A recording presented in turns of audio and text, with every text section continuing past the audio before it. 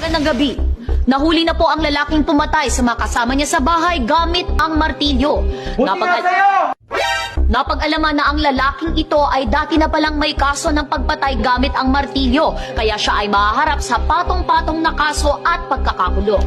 Yan ang bagay sa'yo, mabulok ka sa kulungan! Ang lalaking ito ay di umano'y miyembro ng kinatatakutan na martilyo gang na sangkot sa holdapan ng mga jewelry stores sa mall. Dapat sa'yo, lethal injection eh! What? Dali nga. Excuse me. Sir, kanina pa po kayo humihirit eh. Kilala niyo po ba yung biktima?